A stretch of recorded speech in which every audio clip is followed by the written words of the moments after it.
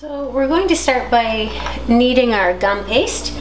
I've just started it a moment ago. You can see my hands are turning a little bit blue. I usually put a little bit of shortening on my mat here. You don't have to have a rolling mat for this project, but when I'm using dark colors, I find it protects my counter a little bit. Keeps the food coloring off of it. So once it feels smooth and soft, pliable, I have some CMC or Tylose powder. I'm just going to sprinkle a little in. You can see I didn't measure it. I just work some in. It will help my gum paste dry out a little bit faster. Before I roll out my gum paste, I want to have my pumpkin ready to go. So I've put electrical tape on this, sort of dividing the midpoint of my pumpkin. I did the back of my pumpkin carriage the other day. So the non-electrical tape side, and that helps me remember. That's why I like electrical tape. So now I'm doing the side where the electrical tape kind of comes onto. I've cut out a little piece of paper which will end up being my door. I thought the scale was good for my pumpkin, but also because I have this little mold for a medallion, and so I've cut it the same width because this will be the bottom part of my door. I like to put a very thin coating of shortening on my pumpkin mold, on my ceramic pumpkin, and that's going to help hopefully with releasing my pumpkin tomorrow when I've let the gum paste dry. So it's thin. I don't want, you don't want it gobbed on. That's not going to help your gum paste dry, but it's quite thin. And I like to put a little or a lot of confectioner's sugar, or icing sugar, we call it here in Canada. But some of you call it confectioner's, on top. And again, that's going to help stop things from sticking and make it easier to release. It also helps a little bit with the drying of the gum paste. I should have mentioned that if you haven't worked with gum paste before, I probably wouldn't add the CMC powder into your gum paste, because it is meant to help dry out your gum paste. If you haven't worked with gum paste before, you may find it gets a little too stiff and cracky for you. I'm rolling my gum paste out to about 1/16 of an inch. I've rolled this out much larger than I need. I recommend this if you're a beginner in particular. It gives you lots of wiggle room and you don't have to stress out too much. You can always, if things go wrong, knead this again and re-roll it. The scraps that we don't use can also be reused. And basically what you're going to be doing is pressing your gum paste into the shape of your mold. So I just sort of place it up, making sure this is going to be covering my seams, and then I start pressing it into the shape of my pumpkin. I'm just holding it on the bottom here. And like I say, this is the most sort of fussy, nerve-wracking part. Don't be afraid to start again if it goes wrong. I'm just sort of folding it into the bottom.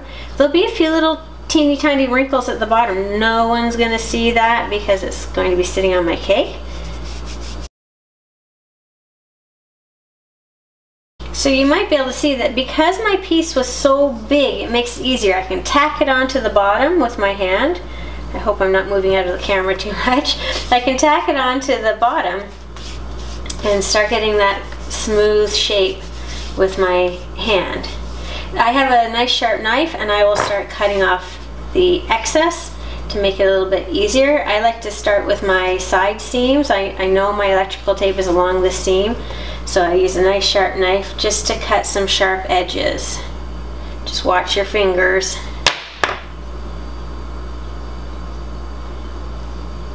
See, nice sharp edge.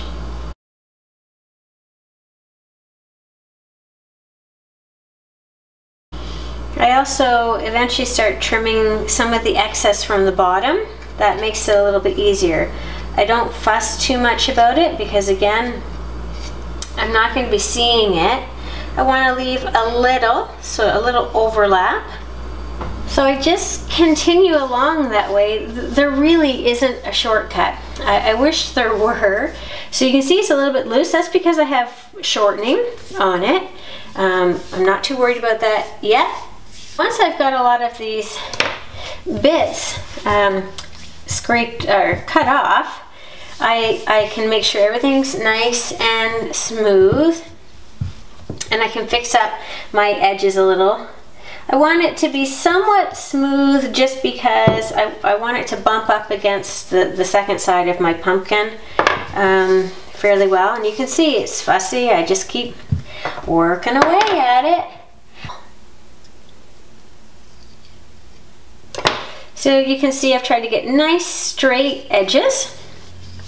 I've tried to smooth my pumpkin. I'm going to use my ball tool just to mark the segments a little better. If you don't have a ball tool, the warmth of your fingers will work as well.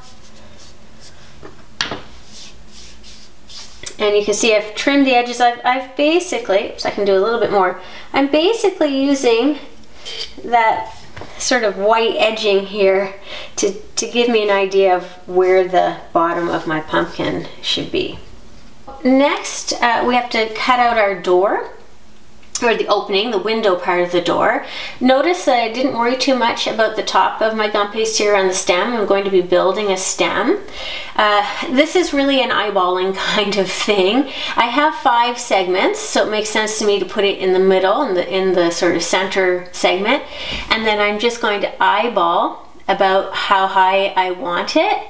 And it really is just eyeballing, and then I'm going to mark around it by putting little dots in with my toothpick, and then I'll use that as a guide for cutting.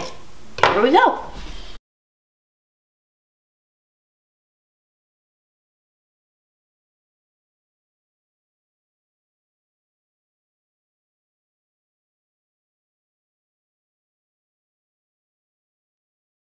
But remember, you're going to be putting a decorative edge all the way around. So not only is that going to cover these rough edges, because there's only so smooth you can get them, especially right now after playing with your gum paste for a little while when you were shaping it.